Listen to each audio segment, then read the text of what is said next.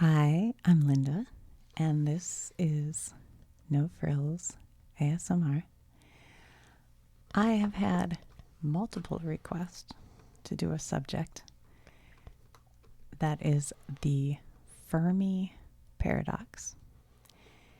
And I'll say why later probably, but I have recruited Greg Hello. to do a little research on this one, and he already kind of knows stuff about it because it's of interest to him. The old Fermi Paradox. To help us get through this together. The Fermi Paradox is something that I just find fascinating, but I know it sort of blows your mind when you think of it. I have always found it a little I don't know what the word is. Frustrating, maybe. I think when I want to understand something, I want to really get a good, full understanding of it. And growing up, my brother was a nerd. Can we say that? Can we say nerd? Is that okay? And him and his buddies would all be like, you've got to understand the universe is infinite and there's no blah, blah, blah. And, and they would they'd read Carl Sagan and we'd watch Cosmos and they'd explain these things to me. But it just became something I don't even want to think about almost. Well, before we go any further, let's just say what the Fermi Paradox is. Can I say what my basic understanding? Okay. And then you can... Sure. Well, I think it's like, where is everybody? Isn't that what Fermi supposedly was at lunch? And he was like, look, the universe is huge, is infinite. And obviously we're not the only people, or not, but living creatures in the world. So where is everybody? I think that's my understanding. Right. The Fermi Paradox is the contradiction between the high probability of intelligent life in the universe and the complete lack of evidence that they exist. And you're right. The question is, where is everybody? And Enrico Fermi, he's a physicist, and by the way, he helped develop the atomic bomb, part of the Manhattan Project. You know what else? And in 1950, he asked this question: where is everybody? He worked at Oak Ridge, Tennessee, too, for a while. Yeah. Anyway, yeah. So the beginning part of this question is this high probability of intelligent life in the universe. Mm-hmm. I mean, there's billions of galaxies. Billions upon billions. And each galaxy has billions of stars. Billions. And then each star has billions of planets. Do you know what I'm quoting? That's Carl Sagan. Yeah, Did you ever watch Cosmos? Yeah. And he would say billions upon billions, but everybody thinks he said billions and billions, but he really said billions upon billions. Right. Anyway. But, with such high numbers, just statistically, with enough time, life should have become complex and advanced and intelligent at some point. Sure. It's estimated there's move to let's see, you had a picture in here. I have it marked. Of the sort of galaxies. There's estimated to be 2 trillion galaxies in the universe. Now, these are close-up pictures of pictures of galaxies, but every one of these dots out here, light dots, these are not stars. Every single one of these is a galaxy.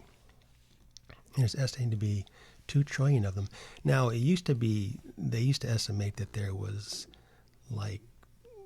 200 billion galaxies was the estimate, but that was before the Hubble telescope was able to look deep into space.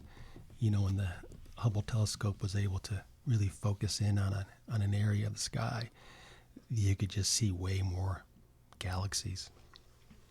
So it's huge. But, we can't even begin to think about life in other galaxies. We really have to focus on just our own galaxy, the Milky Way. All right. So our galaxy.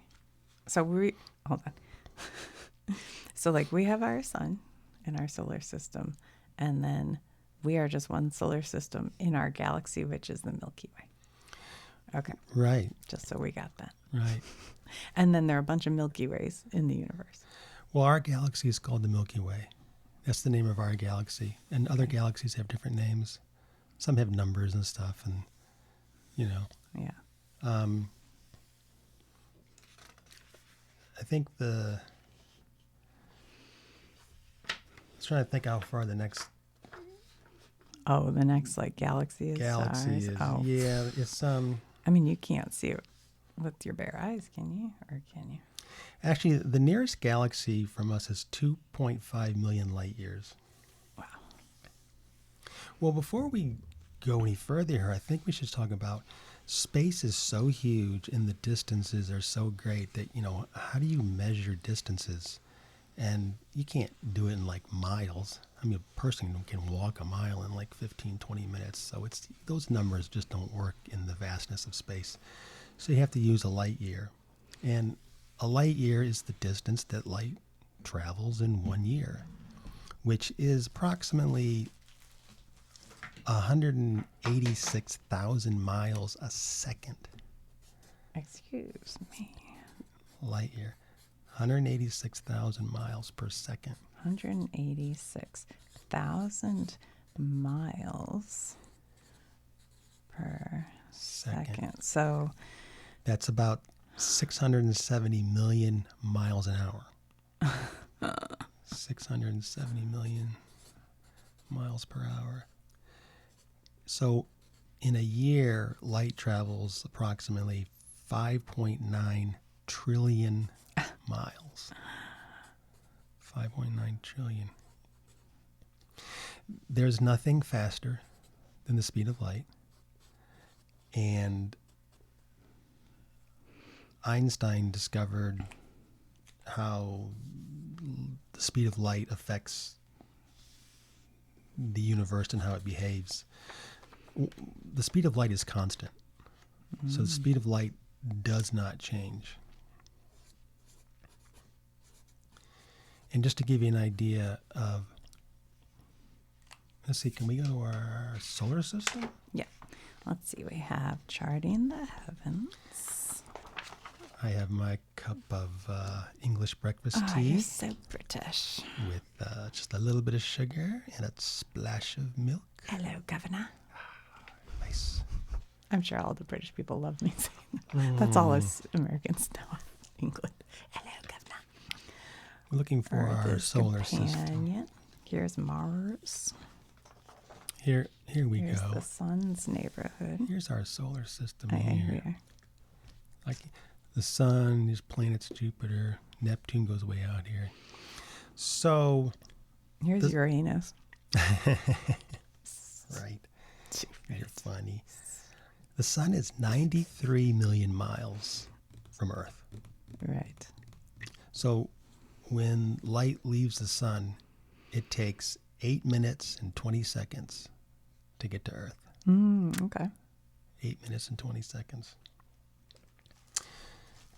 The moon is only about 240,000 miles from Earth, just to put things into perspective. Right. So, Wait, where is Earth? should be in there. I see sun. I see Jupiter. Here's Earth on this one right here. Why aren't we? Oh. I must not be seeing it. It's got to be here. Earth? Saturn, Jupiter, Sun. That's so weird. Anyway, okay. So here's Earth. Right. So, the speed of light is super fast. And really, not to sort of jump ahead here, but space travel to try to go to other parts of the galaxy, you'd have to it's just such long distances. You'd have to travel so fast. Yeah. And space travel is so dangerous, especially the faster you go. Because, with speed, you've got kinetic energy. So if you have a spacecraft Heats moving, up. well, let's say you had to have let's say a spaceship moving just a quarter of the speed of light. That's like 46,000 miles a second. All right. And the thing is that if it hits a piece of dust, a grain of sand, Sure. it's like a bullet. Or if it hits Or like they talk about the asteroid belt here. yeah, if you hit a little rock that's a 1 centimeter rock at 46,000 miles per hour, All right. the kinetic energy will basically destroy the ship. Oh, wow. Okay. That's why space travel is so dangerous. Plus, you've got radiation and all of those things. Yeah. Anyway, so the Milky Way. Okay. We do have that. Here's our Milky Way Galaxy. Milky Way Galaxy is what's called. Look right here, Greg, is our solar system. Look at that right there. NGC 7293. Is that Well, I don't. that what you think? I don't know. But look, we're just this tiny. That might be something else there. Oh, maybe. This is called a This is barred. North America right A there. barred spiral galaxy. It's hard to tell in this picture here, but the middle is sort of a bar. The galaxy's flat, like a record, like a plane. They don't know what a record is. These people are young. No, I'm just kidding. So you're saying like this, like that sort of shape. Right. That wasn't great. Well, you don't have to draw it. We get it. That's just Looking at the galaxies from the side, it's kind of has a bubble in the middle of lots of stars. it looks like a flying saucer. That's what it looks like from the side. Okay. And it's called a barred spiral galaxy because it's kind of a bar of light here. But then off this bar, there's these spirals, these arms that come off. And we are in one of these arms. Now the galaxy, the Milky Way, is like 100,000 light years across. Okay. And then we're about 2/3 of the way out from the center, which is 2/3 of the way out from the center. So we might be like here or something. right. So that's why. We're like 2/3 of the way out from the center. Because I remember when we were like, when we've been backpacking and stuff and looking at the Milky Way, it looks like it's flat, whatever. And you always say it's because we're kind of on the end and we're looking that way towards it. And that's why. Is that right? You know what I'm saying? Yeah. Like it looks like a. I think we're like 26,000 light years from the center. This part of the galaxy here where we are, it's roughly 1,000 light years thick. You have another card? Yeah, sure. Do you want a bigger one? Or don't matter? It doesn't matter. That's small. So let's zoom into this part. So let's say this is 1,000 light years thick. And we're pretty much in the center. Okay. You go outside on a clear night out in the country and you look at all the stars. Yeah. All the stars you're seeing are right around here. And they and each of these are a sun, and they're so far away that They're all stars. some of right? them, what my brother used to tell me, Greg, some of them, by the time you see the light, that star's already burnt out. It's a dead star. It just takes so long for the light to reach your eyeball. Well, it depends on how far away the star is, right? Yeah. There's estimated to be like 100 to 400 billion stars in the entire galaxy. And the reason why there's a big discrepancy between 100 and 400 million is we can't really look into the center of the galaxy because it's kind of hidden by dust and gas. And the other stars are too far away and we can't see them. So it's kind of hard to estimate, how many stars are really in the center of the galaxy. So you just base it on other bits and multiply it out, probably, or something. Right. Okay, so let's just go back and clarify real quick. So this is our solar system. Every one of these stars is another solar system. And he is saying this little bit is like this little bit. So that you multiply, and that's just for our galaxy. And then within the universe, this is what gets me. All like that little star right there, that's a galaxy. And then these are all other galaxies within the universe. I don't know. It's crazy. It's crazy. This is why it blows my brain. So here's what we can see on a clear night out in the country. Yeah. With the naked eye. Yeah. We can see probably anywhere between 1,000 and 2,500 stars. Okay. More in the country, less in the city because you've got light pollution. Yeah. And these nearby stars that we see, some are less than 100 light years away. And then most of the stars that we see are between 100 and 1,000 light years away. So we are seeing stars out here toward this edge. And then the most faintest stars we're seeing are like 1,000 to 2,000 light years away. It's looking this way. So when you go outside at night and you are looking up at the sky and you see all these stars, you're seeing, and you look toward the center of the galaxy. So here we are, and we're looking this way. We're looking this way toward the center of the galaxy. Yeah. That's why you see this hazy Right. Milky Way right across. Because you're kind of seeing it this way. You're looking that way. You're seeing this hazy, which is stars upon stars. And lights and stuff. So that's what you're looking at. Okay. The closest star to us is like 4.25 light years away. The closest star to us. So that's the closest other solar system to ours. Well, the star. Now, I don't know what... Oh, wouldn't that be a solar system? Well, the solar system is a star with its planets. Right. Right. So the closest star would be the closest solar system.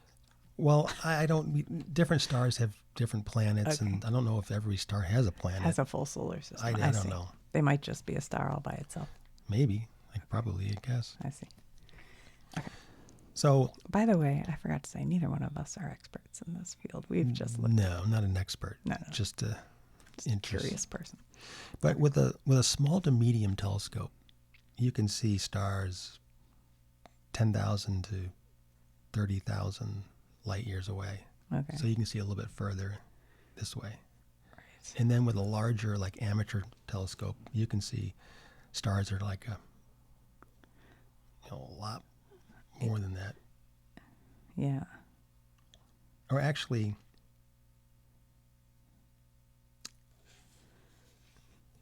not light years away. I guess I'm saying is that with a small to medium telescope, you can see like 10,000 to 30,000 more stars. Oh, okay. That's what I was. You're getting further out, so you're seeing more. Yes, I agree. Right. We get you. Okay. So, anything else on that before we? Well, I'm still confused on light years. So you said like the closest star is whatever, 400 and something light years. 4.25 light years away. So, but a light year, am I wrong in saying that's how far light travels in a year? That's correct. And how many is it? 400 and? The closest star is 4.25 400 light years away. light years. So when you look which is 186 miles. So there's like no chance you're. When you look at that star at night, Yeah. the light that left that star, it left 4.25 years ago. 4.25 years ago, it left that star, and it took it's traveling at the speed of 186,000 miles per second all that time. That's correct. Okay. 24/7. So it's a long way, is what you're It's telling me. It's a long way. So we're just talking about the vastness Right. of the universe and how big the solar system is and how big the Milky Way Galaxy is. We're just talking about just how large it is and what we can see. Right. Because going back to the Fermi Paradox, Mm-hmm. this high probability with as many, there's estimated to be, now we'll talk about this a little bit more later, planets that are considered that could support life. Right. We'll talk about that more later, but there is estimated to be like 80, I think it's like 80 billion planets in our galaxy that could possibly support life. Right. But so talking about the theories now of why there's this high probability of life out there, but why do we not see anything? Why is it quiet? Right. So one of them is it's just too far away. Right. Yeah. If intelligent civilizations live somewhere out here, we could only detect them if they're relatively close. Right. Probably within like 10,000 light years. So we're talking about like this area here. Mm-hmm. If we have any chance of discovering any kind of intelligent life, it's going to be here. They even show here, this is 3,000 light years away, and this is 6,000 light years away. This is just, right. Maybe up to 10,000 within the area of our solar system. We're not going to be seeing anything over here. It's too far away. These are like 20,000. It's too far away. Or no, yeah. Which makes communication nearly basically impossible. Because not only do you have to go through space, distance, but there's going to be gases and there's going to be things that could interrupt radio waves or whatever are being used. Anyway, okay. Well, radio waves, the further they go through space, right. they get weaker. Sure. So there's a communication lag because right. of this distance. Right. So let's say there is a planet with a civilization, advanced civilization, that's 10,000 light years away. Okay. Well, this is 6, so yeah, 10 would just be like right here. Right. Yeah. And they send out a message. Yeah. Well, it's going to take that message 10,000 years to get to us. But that's assuming they're using the same technology as we are. That's true, and that we can discuss that in more detail, but it to take 10,000 years for us to get the message. Right. And we are sending out signals. We are, yeah. right. Yeah. But talking about radio signals, because radio signals is one of the things that we do. Radio started back in the 1930s and 40s, and we had radio broadcasts and television and things like that. Yeah. And it wasn't directed out into space. It was directed, but those radio signals went in all directions. Right. So there's spillover. So old radio programs and old television shows, those radio signals went out into space in all directions. So you think some of them are still traveling? They're still traveling to this day. Was there some movie where that happened, where they picked up like 1930s radio, and they were like, what? I feel like there's a Twilight Zone or something where they pick up World War II stuff, the aliens do. They're like, maybe. Yeah. But anyway. But those are weak signals. Right. So those radio signals, as they go out into space, they become weaker and weaker.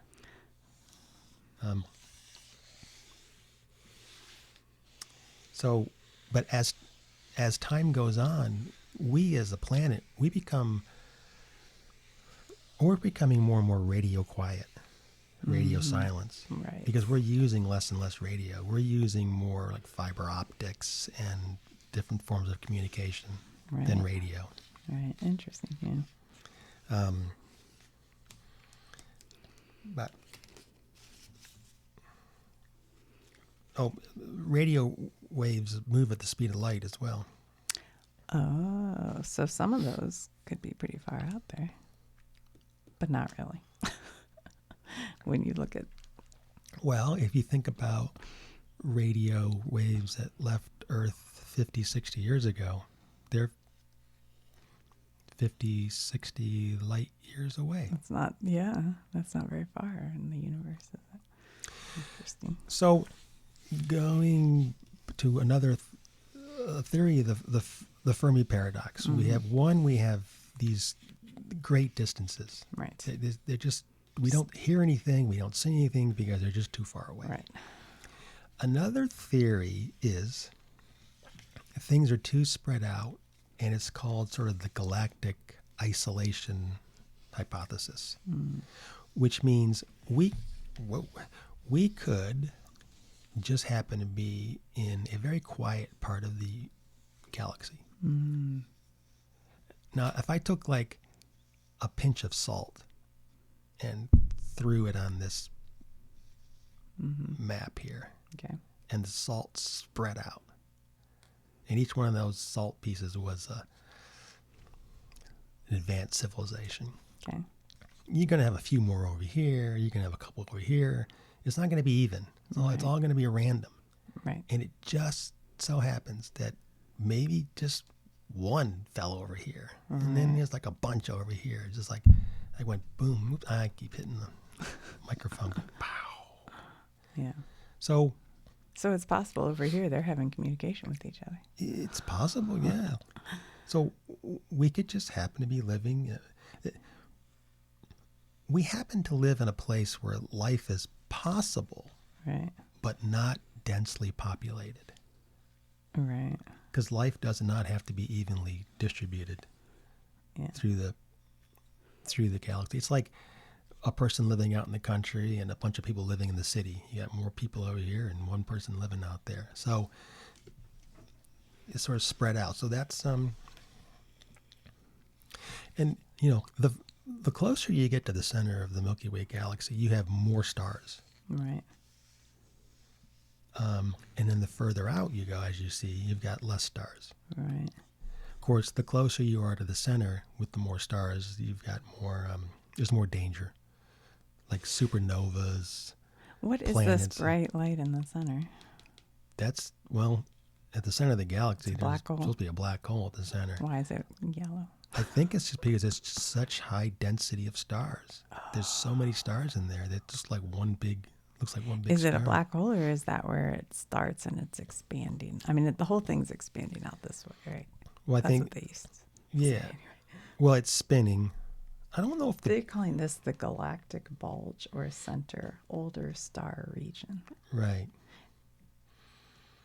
You've got more radiation and supernovas with, And they with call stars all this kind collapsing. of gray molecular cloud. And then out here they say younger star region. Right.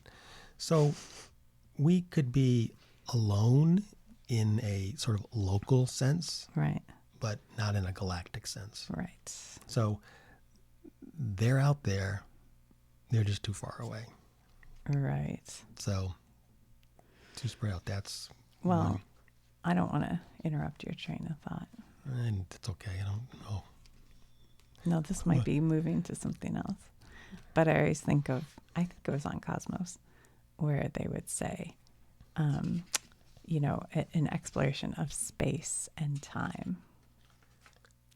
And that was one thing that, you know, my brother would say is it could be that there's plenty of other life out there, but we have only been here for such a short amount of time. We could have missed it, or I don't.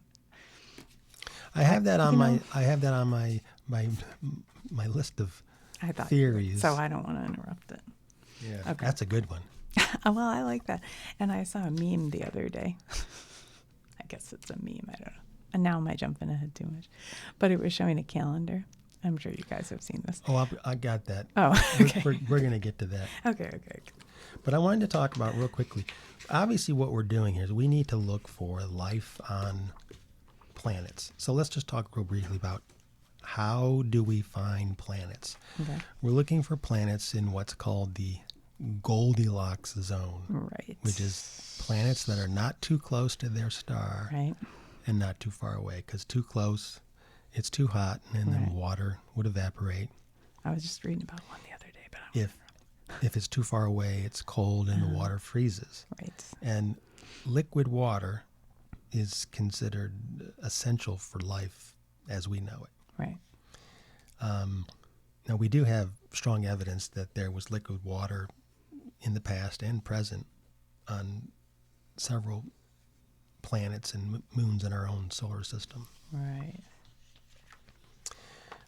So because water seems to be so common in our own solar system. That's one reason to believe that life is possible elsewhere. It's possible in theory that life could exist without liquid water, but we don't know that. Right. And, life could possibly form in other liquids or chemicals, but as far as we know, we don't know that. Okay, so most planets, almost all planets, are too small and too faint for us to detect directly. Mm-hmm. You can't just look through a telescope and see a planet. It's too small, too far away, and plus the light from the sun, its sun blocks it. Right. So we can only see it indirectly. Right. Although, shadow or whatever on a moon or something like that. Although there are some planets we can actually see directly, but those are usually, it's kind of rare. Those are usually very large planets, much further away from its star. Right. And also a much younger planet, which is still glowing heat from its formation. So if the reason you see a star is because it's glowing, and then maybe you'll see. Okay, first of all, we're talking about planets that are outside of our own solar system. We can see the ones within our own solar system. We're talking about our own planets that are orbiting stars in our galaxy outside out of here, our solar right? system. Mm-hmm. But sometimes, like a planet will go in front of its star, and that's how you know it exists. Or you'll see a shadow. That's called the transient method. Right. And what that is here you have a star, and you have an orbiting planet going around that star. And when that planet passes in front of the star, that starlight will dim. Right. You still don't see the planet. It's too small, but the light from that star will dim. So, and because scientists are smart, they can figure by how much dimming it is, kind of how big that planet is. Right. We can estimate the size of it. We can estimate the orbital period. Right. And sometimes we can figure out the atmospheric composition of that planet sometimes this way. So that's called the transient method. There's also another method called the wobble method. Oh, I know the wobble. Wobble, wobble, wobble. So here's a star. Do it on cruise ships. And when a planet is orbiting a star, its gravitational pull is affecting the star. And so the star will very subtly wobble back and forth. That's interesting, yeah. Because the gravitational pull of that planet is actually pulling the star itself. That's interesting. It's wobbling back and forth. Does the sun do that? Our sun? Yeah. Okay. I believe it does. Interesting. And then in that case, we can estimate the mass and the orbit of that planet. There's another method of finding planets, which is kind of interesting. It's called gravitational microlensing. Okay. And what that is Einstein's theory of relativity was mass bends space, and bent space bends light.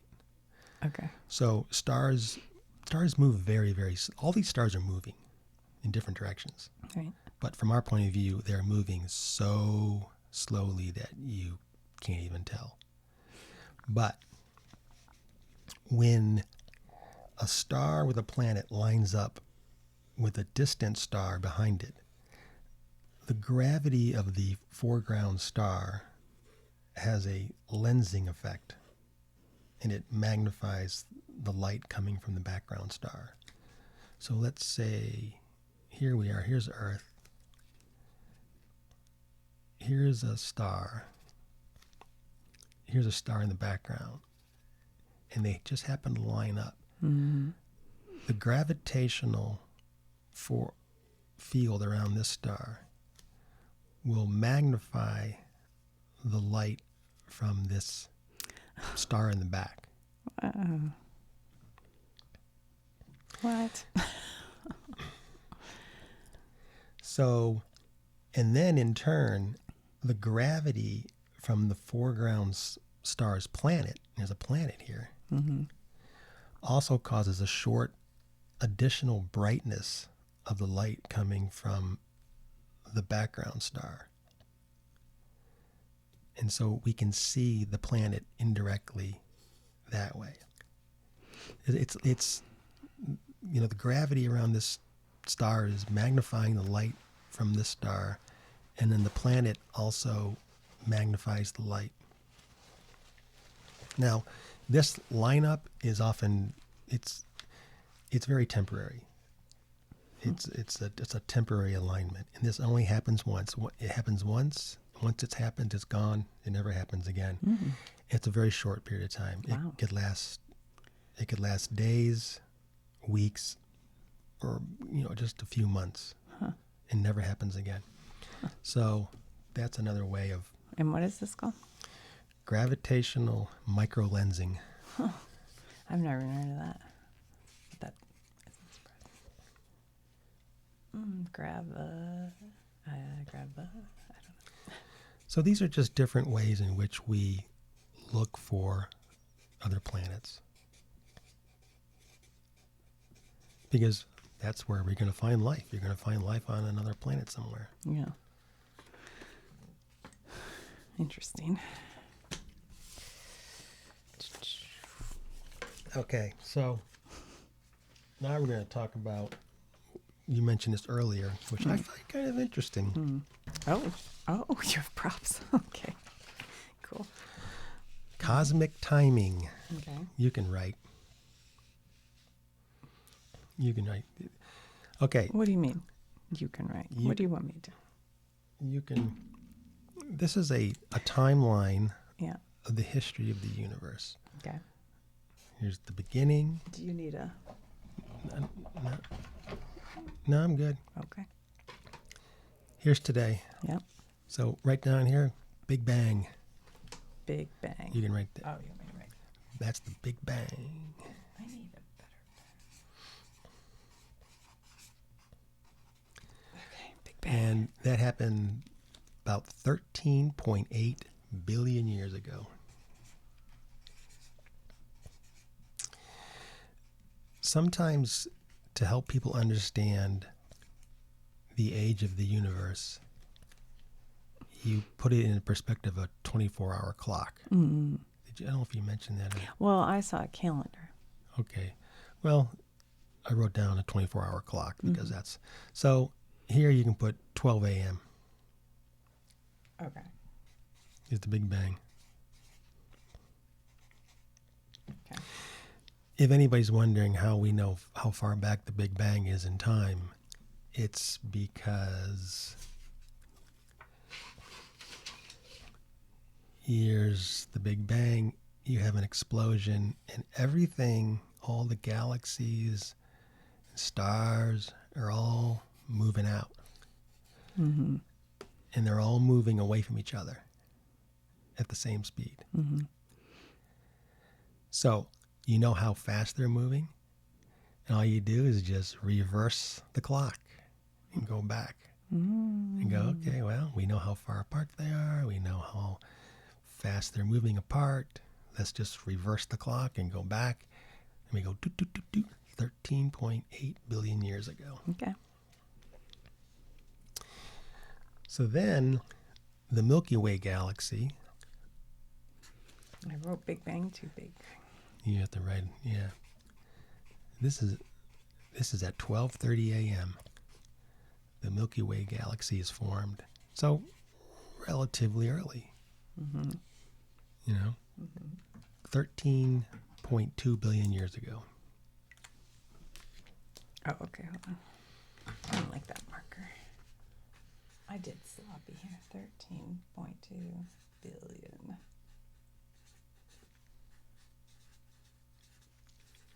I should have done different colors if I'd known. Okay. So then we have the formation of the sun. I think we should draw a line going this way. Yeah, okay. Okay, go ahead.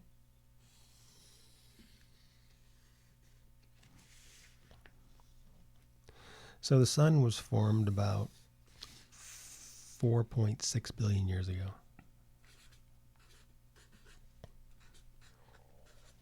So you can see how much time passed. Right. How many billions? We're talking, 13 some billion years down to 4 billion years. So 9 billion years between the beginning of the universe to the time the sun. Gosh, that's about how much money Elon Musk has. What time is this? Oh, On our time yeah, clock? that's right. Our time clock. Well, okay. Interesting. Relatively shortly after the sun formed, we have Earth, right there, Okay. and that is 4.5 billion years ago. 4.5 billion years ago, and that's at 4 p.m.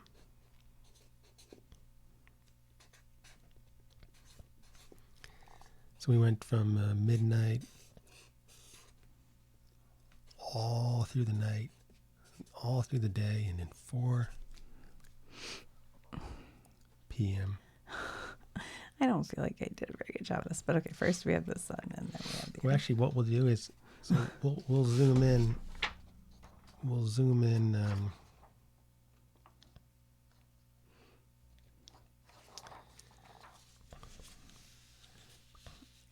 Oh, okay. Yeah, We'll zoom into this part Okay. right here. Okay. I'm gonna put a line. Right here, we'll start to here and we'll end here. All right. This one is the sun, and then this one's the Earth. That's the Earth. This is where life begins on Earth.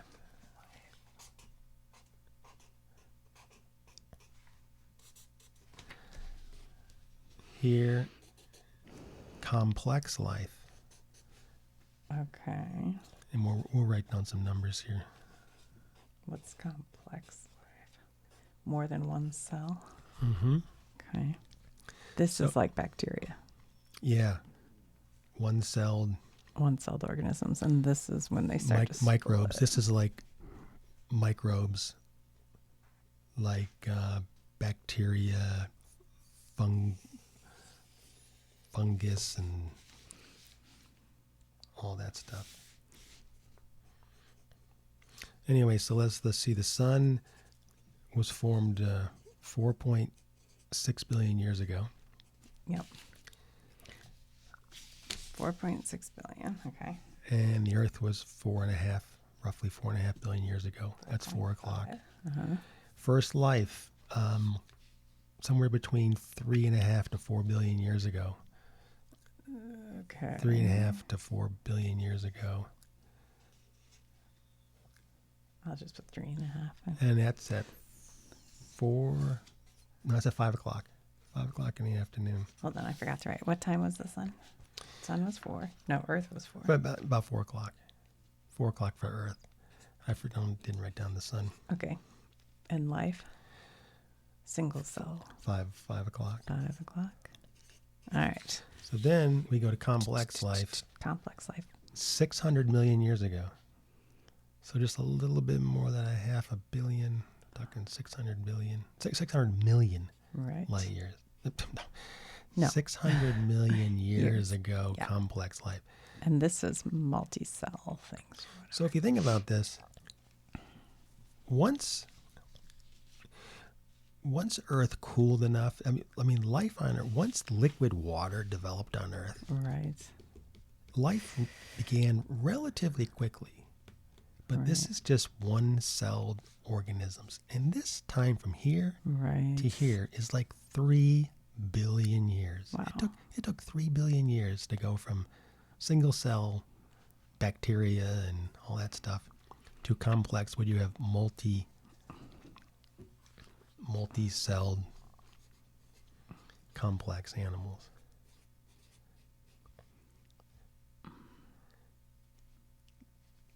Life forms, I don't know. Okay. And what time would we call that, or don't we have that? Complex life. 11 o'clock at night. Oh, okay. Yeah. All right. We might have to zoom in a little bit more. I'm sorry. I know. I Here kind of we're wrote gonna do too big. time here. Okay. Here we're gonna here's modern day. Okay. Here's where complex life starts. This is here. So we're taking this. Mhm. We're putting it here. Yeah. 600 million Everybody years ago. get that? That's this part. Boom. Okay. 600 million years ago was complex life started. And it's 11 p.m. on our 24-hour clock of the age of the All universe. right. So here we are, 11 p.m. Okay, then our human ancestors, which began 2.5 to 3 million years ago, that was,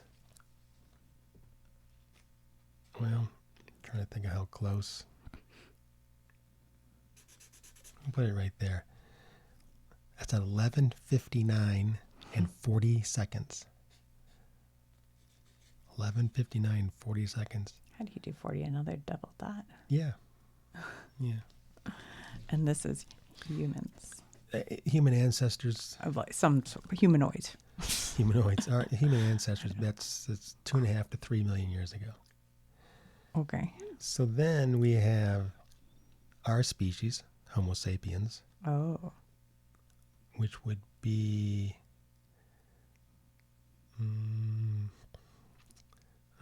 let's say like right there. So this Three is Homo sapiens, our species, Homo sapiens, 300,000 years ago.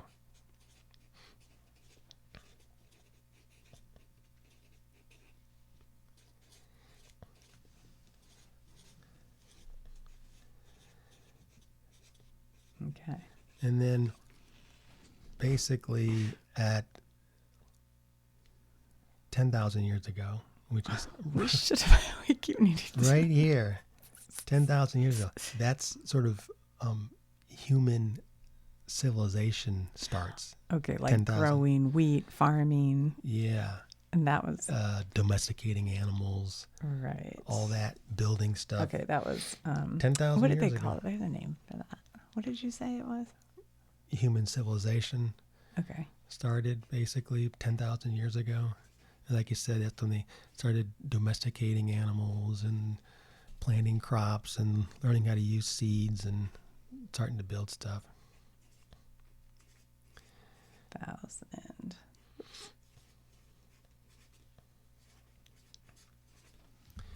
And then at this very line here, we've got modern technology. We're talking like 150 years ago. That we've started to be able to actually even send out radio waves or listen to things coming in. Well, right? That's speaking part of it, too. speaking of just radio waves, Yeah. listen to this here. It was in 1864 Yeah.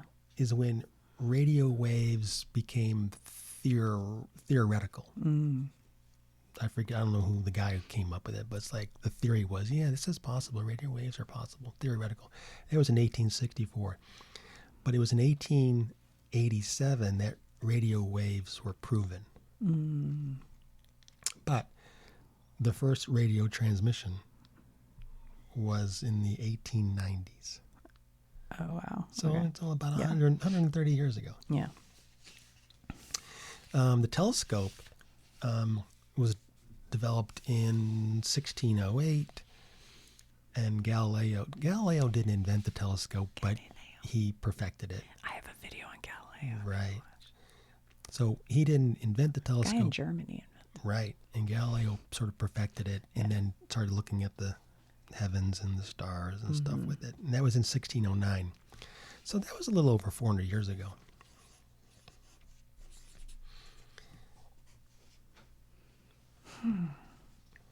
Galileo? I don't know. Galileo. I got it. I only know that because I wrote it down. Yeah, I know you can't spell. Craig's smart, but he can't spell. Oh, no. Not at all. That's why he makes me write stuff. Well, if I had mapped this out beforehand, we could have done this neater, but you guys get the gist of it. Well, So basically, we have 12 a.m., 12:30 a.m. Earth, the sun and Earth aren't even around until 4 p.m. But then we don't get human until the Homo last sapiens. the last fraction of a second. Right. Literally, Human civilization is 10,000 years ago. What time are we talking? We're talking 11:59 in like 0.58. 11:59 and 59 seconds. Right. That's human civilization is like 11:59. This And is like- what makes the Fermi Paradox so puzzling. The universe is very old. That's what we're showing here. The universe is very old, which is it's giving lots of time for intelligent life to evolve. Is it giving time? There's enough time here that life has could have evolved. And the Earth being 4.5 billion years old, so many other planets Yeah. in our galaxy, they could be billions of years ahead of us. Ahead of us. Right. Right. So life, like I said, life appeared relatively quickly on Earth, within 500 million years of liquid water. So if the conditions are right, life may appear quickly elsewhere.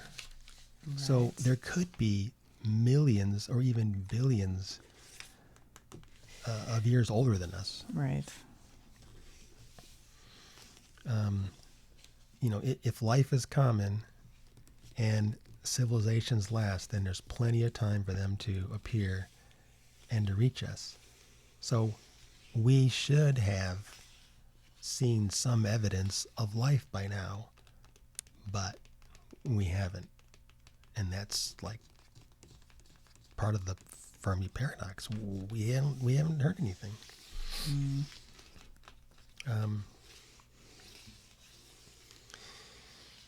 If there was a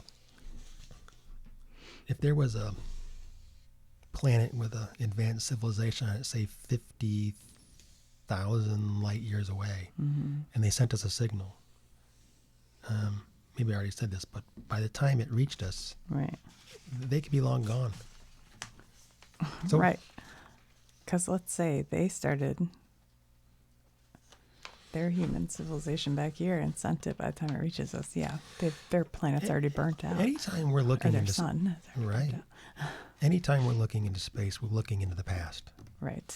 You know. Right. Right. So let me pull this out again here.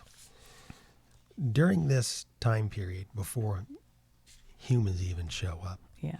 there could have been millions of civilizations around other stars, on planets that came, they survived for thousands of years, even survived for millions of years, and died out. It could have happened here. Could have happened here. Could have happened way back here. Multiple, it could have happened millions of times. Right. So we're talking about cosmic timing. Yeah. Maybe a couple of million years ago, there was a really advanced civilization. They sent out all kinds of signals, Right. radio signals, everything like that. And they flew past Earth. And Nobody was here to hear it. And now they burnt out. dinosaurs were here. Right. They didn't hear anything. We didn't put dinosaurs on our list. Complex. Yeah. The dinosaurs are in that period. They started in here. The dinosaurs were around for like 165 million years. That's a long time. Yeah. 165. Now, the Earth went through a lot of changes during that time. It got hot, it got cold, but they adapted Yeah. slowly. And, they adapted and nothing. What ended up killing them was something, Right. a meteor from outer space. Yeah. So if it wasn't for that meteor, they'd still be around, and we wouldn't be here. Right. Because when the asteroid came and destroyed all the dinosaurs, that allowed mammals started to take over, and that's why. So, one reason why we might not hear anything is because we're just in the wrong time period. We're in a very quiet time period. Let's just talk real briefly about, some of the ways in which we do search for life. Obviously, one of the main things we do, we listen for radio waves. But, we may have technological limitations. So, although we are searching for radio waves from other civilizations, they may not use radio. Right. So we're listening with the wrong technology. Right. So we hear nothing. Or they may have used radio for a short period of their history, or maybe even for a long time, and then they gave up on it and moved on to some better technology, which is what we're doing right now. Right. We're moving away from radio, moving into fiber optics and other things like that, forms of communication. Yeah. It's also, if a civilization is sending out signals right now, they could be using a form of communication that we don't use, or something we don't even understand yet. Right. Right. So wouldn't a simple thing be to send out light signals, since light travels and we know we can see light? Yeah. Do we do that? Yeah, we do. We do search for laser light. That is one way. But do we send out laser or something like that? Do we do it? I'm not sure. But here's the thing with laser light. What's interesting about that is it's distinguishable from other natural types of light, like starlight.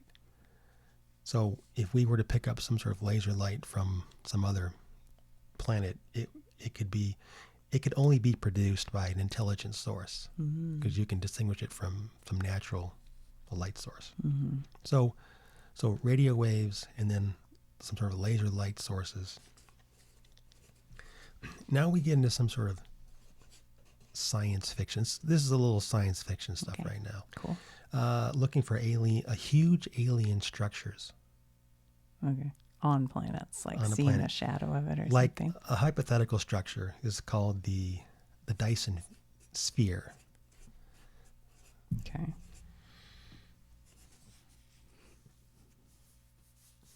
Dyson sphere. Well, is that like the vacuum cleaner?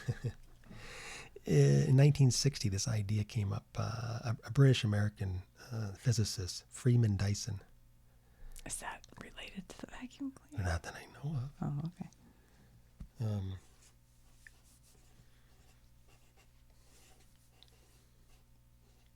Dyson sphere. So his idea was that an alien structure could be possibly, they built a structure around an entire star to capture its energy. So he hadn't originally imagined like a solid shell around a star, but more like a swarm of like millions of satellites orbiting a star to collect its energy. It's just a theory. I mean, we have it's millions of satellites around our Right. Earth, so other planets could see their shadows and stuff, I suppose. Right. Interesting. So the idea is that such a structure would emit like waste heat and stuff that you could detect it from an infrared spectrum, as well as dimming the light from the star. Right. He didn't claim that aliens would actually do this, but he suggested that if they did, then looking for a massive structure might be a good strategy to find advanced life. Okay. Never heard that before. So we have listening for radio waves, we have searching for laser lights, we've got looking for huge alien structures. Okay. We could also search for evidence of asteroid mining. Why does this all sound? Now, this is not total science fiction, because on Earth, we have considered Right, yes. mining asteroids for minerals and stuff. We haven't done it yet, but people have discussed it. It's possible. So if we've considered mining asteroids for minerals and stuff, why wouldn't an ancient or why wouldn't an alien civilization have the same idea? Okay. I agree. And if so, then we would look for changes in chemical composition, distribution of like debris around it, or other thermal changes that we could detect from Earth. Another way we could search for life is checking planets for atmospheric pollutants, Okay. which would be looking at planets' atmosphere and trying to find non-natural chemicals in the planet's atmosphere, which, if it's a non-natural chemical, it would be a sign that there's aliens with technology on the surface. Hmm. Hmm. Yeah, they can see that around Earth too. Right. Other planets, other. Right. Also, we could look for signs of stellar engineering. This is total science fiction. Yeah, okay. But These are it's kind of these are kind of all yeah, this is like looking for it's an advanced civilization that would be capable of somehow tinkering with its star in some way. Okay. Engineering it some way. Well, maybe if you realize it's getting too cold or something, and you change the gravitational pull somehow to get yourself closer. Or I don't know, something different, right? Yeah. Here's another one which some people believe in, and I don't really buy this one, but we can discuss it. And that is looking for alien artifacts here on Earth. Well, according to Joe Rogan's show, the pyramids are alien built, I think. That because is a good God example. forbid humans could be smart enough to figure it out, even though we've proven that they could. That is a good example. So the idea is that, Earth being billions of years old, that at some point in our history, aliens have visited us and they left something behind. Sure. Like pyramids or something like that. Within that it had to be within this. Oh, yeah. It didn't have to be, but the timing. humans, because the humans were in there too. Another way we can search for life. Why is this such a big? I just don't. I was listening to some Joe Rogan the other day, or I don't know, at some point, and they were like, "There's no way humans could have built pyramids. It had to be aliens." Like, they have proven that humans can do it. And it's just like the Easter Island thing. They prove that they can just walk those things and put them there. Why do we give so little credit to humans? Well, anyway, whatever. The idea that this is kind of jumping a little bit ahead of where I am, but the idea that aliens have traveled across the galaxy to our planet in the past and left artifacts or whatever is space travel is so difficult and so hard because of the long distances, how slow ships would move. Even if you're moving at half the speed of light, it's pretty fast, but that still takes a long time to travel. And then the faster you go, the more danger it is, because if you hit a grain of sand going at half the speed of light, it's going to destroy your ship. Right. Just like that. Right. And also, you have to have so much fuel, so much energy. Well, maybe solar to move that. And, you'd also, life is, fragile kind of to begin with. So even alien life is fragile. Well, if they're sending robots or something. Well, that's AI. That's the thing. They may already have AI a billion years ago. If anything, it's possible that it's more likely that aliens would send robotic probes. Just like we will someday, probably. Well, we already have done that. True. True. We have like 5 satellites going out in, the Voyager. You've got Voyager 1 and Voyager 2. I think we've got like 5 different satellites that were launched to go take pictures of planets, and they just kept on going. Yeah. And they're now out in deep space. And they've got messages on them. So we've sent out mechanical probes that are now just drifting through space. Yeah. So somebody else could have done that too. But then, you're talking about mechanical probes coming down on Earth and building pyramids. Well, this is what I'm talking about. Just from a perspective of like, why?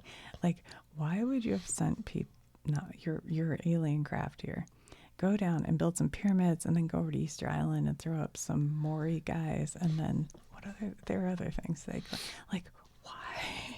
It makes no sense. It sounds, in my mind, that's like so ridiculous. I don't even know why people, I think it's just fun.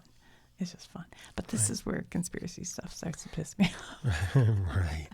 It's like we have so much science. I get it. There's so much interesting things to think about that is more legitimate. Why do we spend so much time on stupid stuff? I'm sorry, guys, if you believe in that. It's fine. I don't care. So believe in what you want. So here's just a couple more ways in which we search for intelligent life in the universe.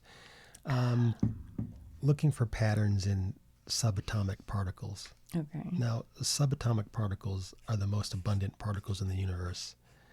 And these particles may be better at sending messages over extremely long distances, more than radio or optical, signals.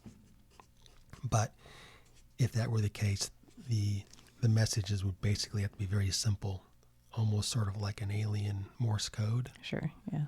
So we could search like, for that. Would it be like, da, da, da, boom? Yeah. Oh, yeah, I should let you do the boom, boom, boom. If you guys haven't seen Close Encounters of the Third Kind, okay. recommend. James.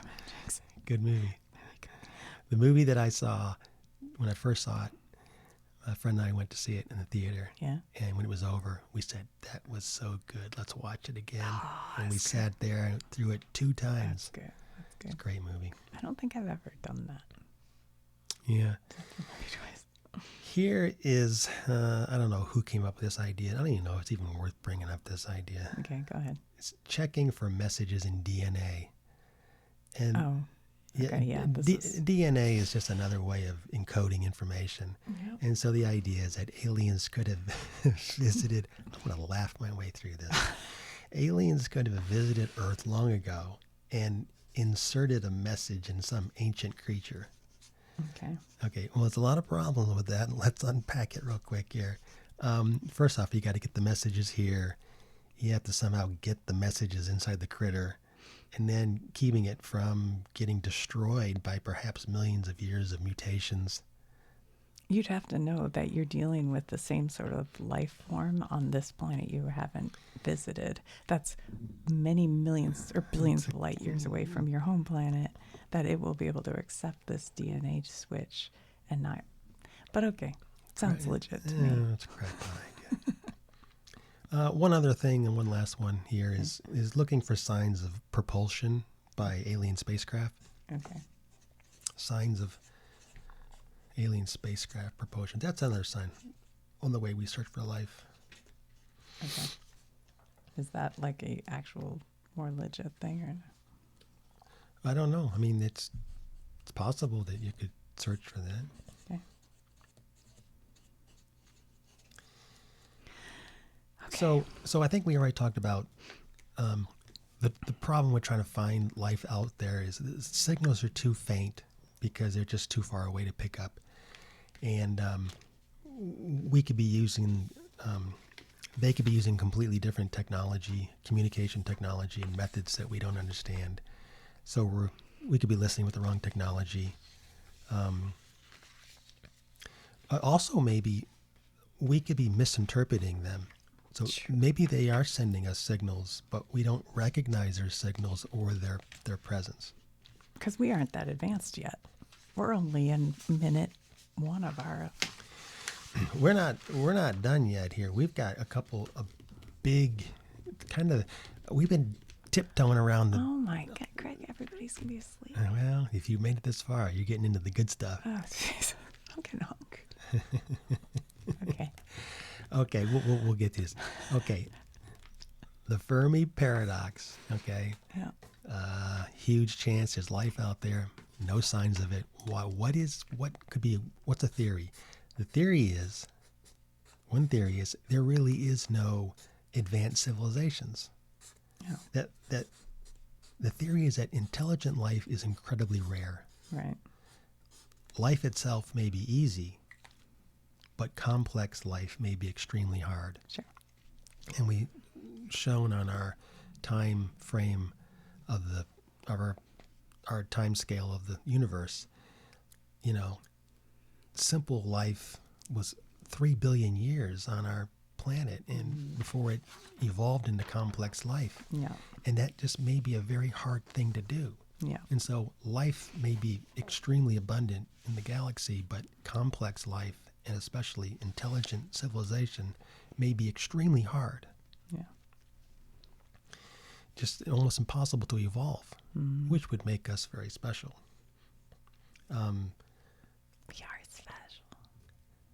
Well, you know, I probably should say this at the very beginning. The idea, you can either look at this one of two ways. Either the galaxy and the universe is full of life, or it's not, and we're the only intelligent life in the whole universe. And no matter which way you look at it, it's an amazing, crazy idea. Can you imagine us being the only intelligent life in the whole universe? No, I cannot. We'd be so special. I don't believe that. I don't believe it either, but which would make us like a cosmic fluke, is what it would. So the idea is that the galaxy is full of life, and and nearly all of it is mostly, you know, micro, one-celled. So there's this bottleneck that sort of prevents life from evolving into complex forms. So advanced life could be very rare. Yeah. That's one thing. All right. So another theory is, this is called the Great Filter Hypothesis.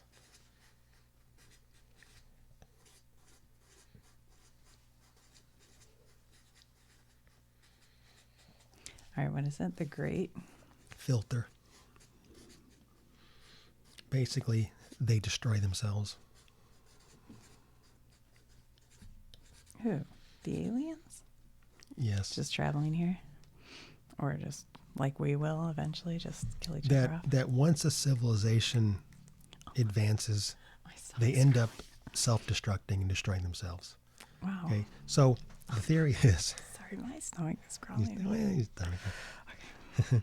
So advanced civilizations, they don't last long because there's something extremely difficult or deadly that prevents most of them from surviving long enough to communicate, much less travel through the galaxy.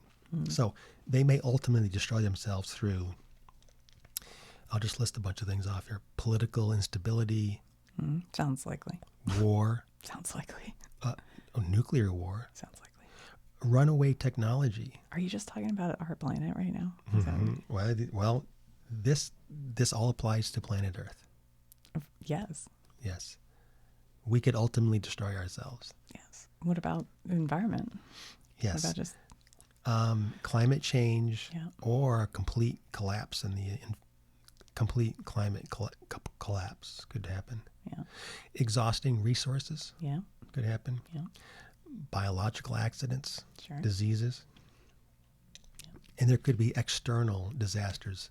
Yeah. Supernovas, stars explode, gamma ray burst, Yeah. asteroid impacts that like killed the dinosaurs. Sure. So these are all things that may destroy in Bruce advance. Willis too. Yeah.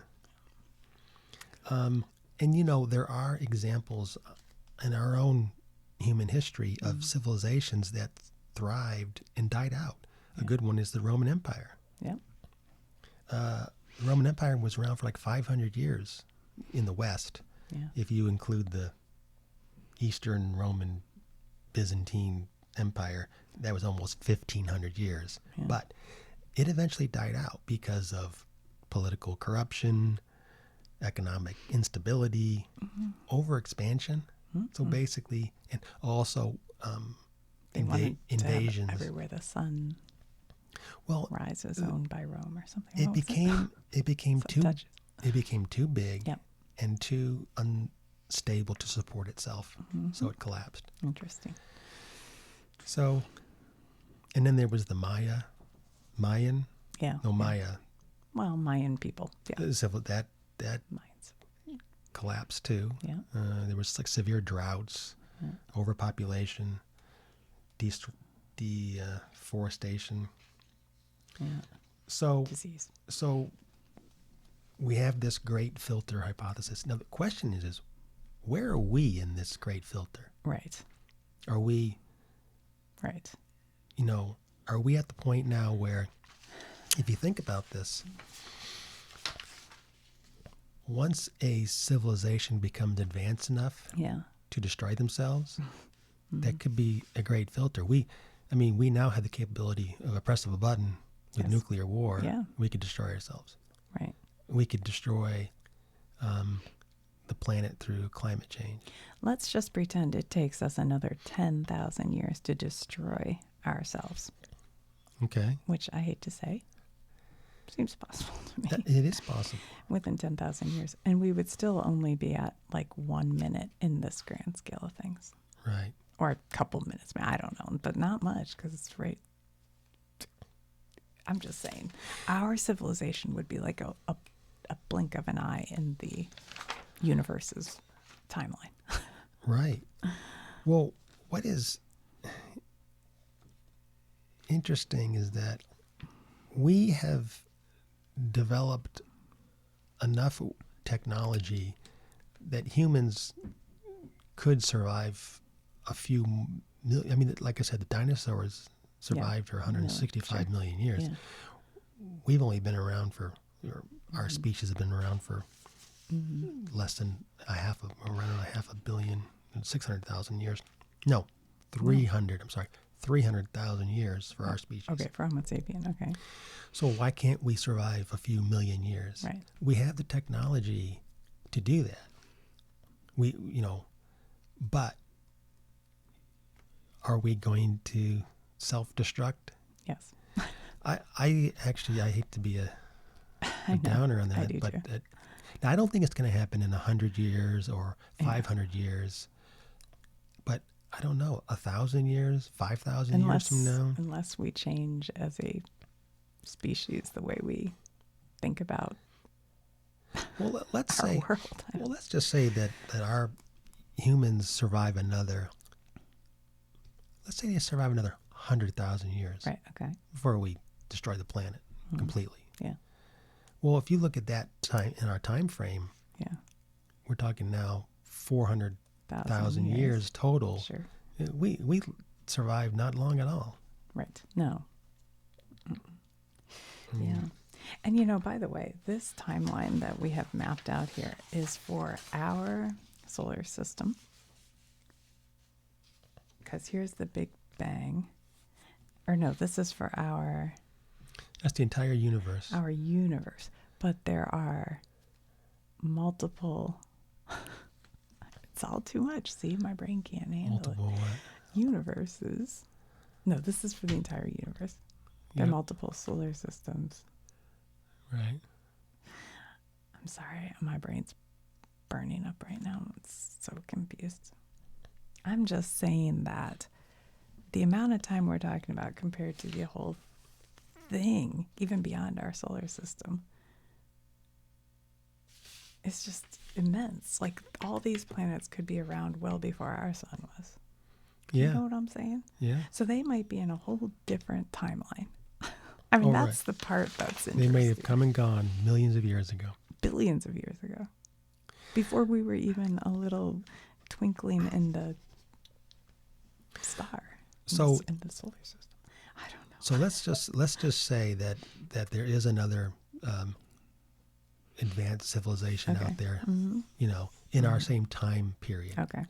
Another theory, like we don't hear anything, is that they're hiding From us. They're hiding from us. Oh, They either don't want to be Aw. seen or they're afraid to. sure. An example would be the movie The War of the Worlds, Right. which originally was a novel by H.G. Wells. That Yeah. came out in 1898. And it was a great, No. the novel came out in 1898. Really? Yeah. It's all right. Okay. And then there was the 1953 film, which Yeah. was cool. Yeah. Oh, yeah. Then there was the remake, 2005 film. Tom Cruise. Tom Cruise was in it. It was a Steven Spielberg movie. Yeah. So if you haven't seen that movie, it's a good one. But basically, Earth is in. I'm gonna. This is a totally spoiler alert, but that's just the way it is. A spoiler for an 1890 book. Well, okay, Earth is invaded by Martians Yeah. inside these giant mechanical machines. Yeah. What happened was their planet was dying, and so they were basically looking for a new planet to take over. So they come here and they basically just start killing us, and they want to take over. But I'll skip right to the end of the movie. What happened was the Martians started dying because they had no resistance to our bacteria in our atmosphere that we had become immune to Right. through evolution. So that would be a reason that they might be hiding from us and scared of us. That's one theory. Maybe they've dealt with us before, and they're like, we don't want to deal with any. Maybe where they are, they've dealt with aliens to their own planet. Who knows? Another theory is that they've chosen not to expand. Maybe they're not able to. They haven't advanced enough, or they just have chosen not to send out any signals. So they've just chosen, not to expand. Okay. There's one last theory, which I don't believe in this one, but it's mentioned. It's called the zoo theory. And basically in which we are being observed, Oh yeah. but not contacted. Well, that's a Twilight Zone. So they're looking at us like a zoo, Yeah. and just saying they're just observing us, but they refuse not contacting us. They're just seeing what we're doing, what happens to us. You know, I don't really quite believe in that one.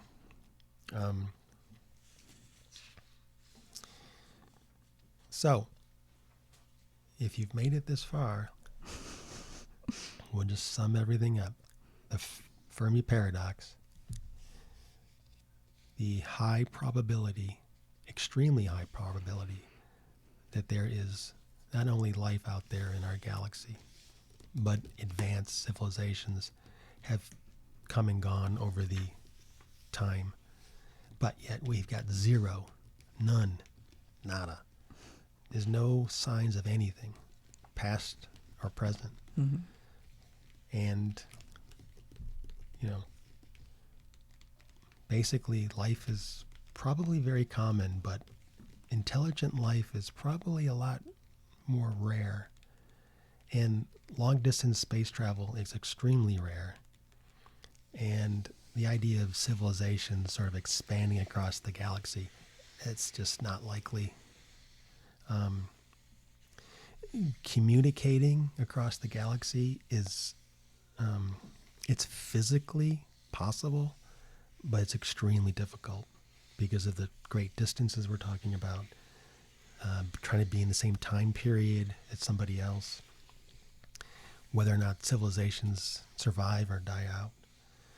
And then the idea of a two-way conversation is it's basically impossible.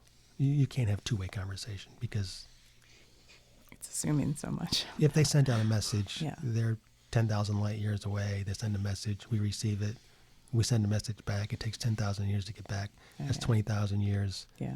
It's not. Right. So So why is the government covering it all up? What is happening in New Mexico? when you think about all this and you think about how difficult space travel is and how far things are, Yeah. the chance of aliens visiting our planet anytime in the past is not likely. If anything, we might get a robotic probe that was sent off some planet thousands or millions of years ago that may drift into our solar system. That would be pretty cool. But would it just burn up on hitting our... If it came into our atmosphere, it would burn up. So most likely we're listening for signals, so we could possibly hear a signal. I do hope that within my lifetime we get something like that. I think that would be very exciting. Well, let me say this. Before I started really thinking about all this, Yeah. I was always hoping that within my lifetime we would get some sort of a sign that there was some sort of advanced civilization in the distant past, somewhere else out in the galaxy. Yeah. But the more I've read up on this, I think they're out there. I do think they're out there. I do. But I think, are we going to get signs of it? You'd have to be pretty lucky. Probably not. We might, but probably not. Yeah. Question is, where is everybody? Where is everybody? I did read recently there is another planet in the Goldilocks area that's pretty similar to Earth. And they're like, there could be life. Did you read that? There's a lot of, like I said, I think I read, they estimate there might be 80, I don't know if it was 80 million or 80 billion planets that they estimate could be in the galaxy, that in the Goldilocks zone. Oh, but I mean, I'm talking one that's like, seems like the right temperature and the right distance from its sun. I don't know. I mean, But they they're could, like, ooh. I mean, could there be like, Yeah. microbe life on there, bacteria and stuff like that? Yeah, I think so. All right, Greg, we have gone on, and my stomach is growling like crazy. Okay. I must eat lunch. I did eat a little.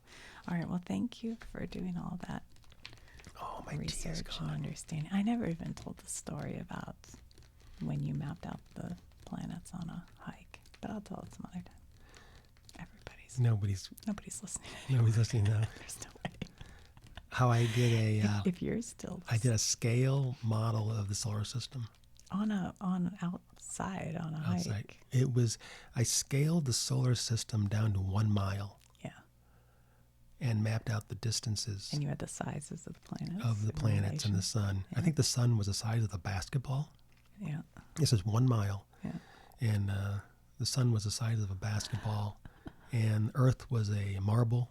Yeah. It was the coolest thing ever. And we had to walk a mile to see how far away things are. And we did after I got home from work in the middle of the night one night.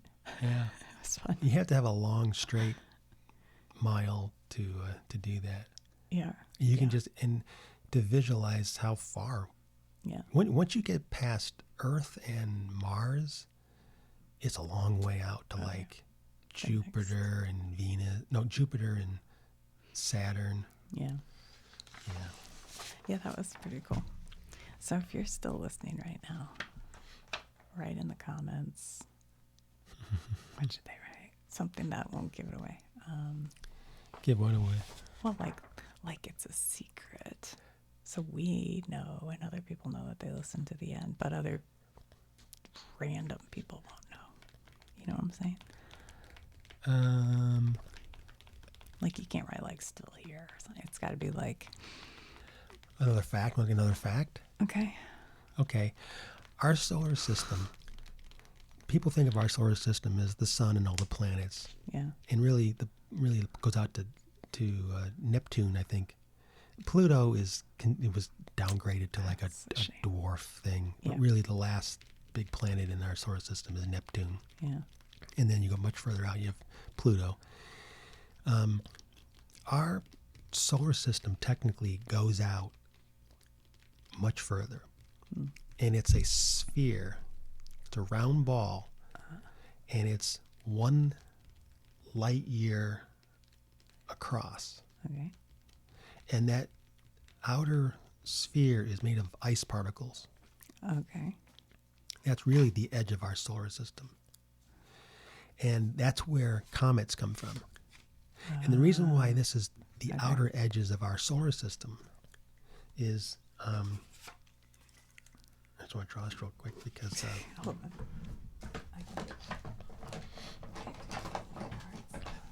I do find this kind of interesting. Okay. It's a sphere. It's a big ball. And it's 1 light year across. And it's all this ice particles and, different sizes.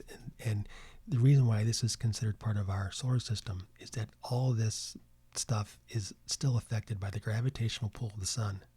Once you get beyond that, the sun's gravitational pull has no effect on it. Right. Okay. So this is still, because the sun's gravitational pull has an effect on all this stuff, it's still considered part of our solar system. And occasionally it pulls in stuff. And that's where we get comets come from. Okay. But if you're wondering how big this is, imagine this whole thing is the size of a baseball stadium. Yeah. If you can picture a baseball stadium. Sure. Our solar system is the size of a quarter.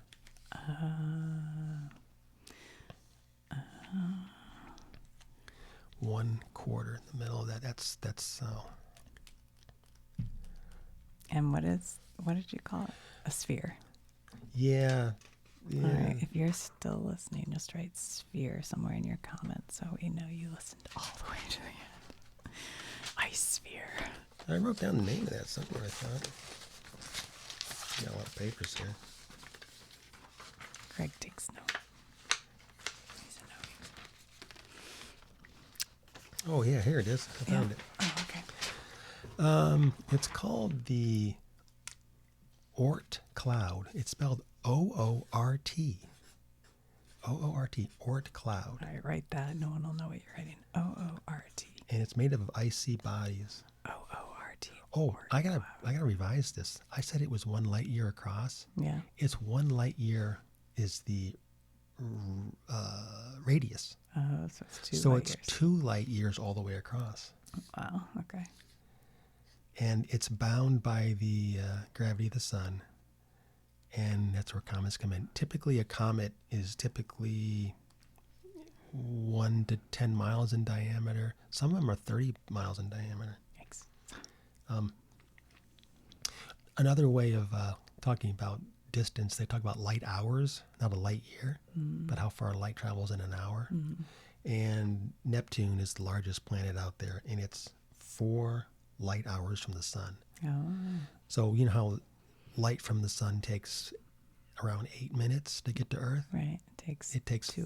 4 4 hours hours. to get out to Neptune. Mm, 4 light hours. there you go.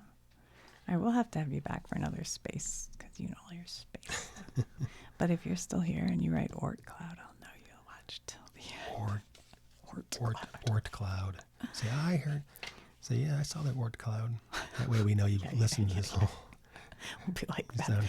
I bet there won't be one single person who'll write Oort cloud. Ding, ding, ding, ding. You get the prize. You just won $1 million. All right. Well, thank you guys for watching. Thanks, Greg, for helping out. Sure.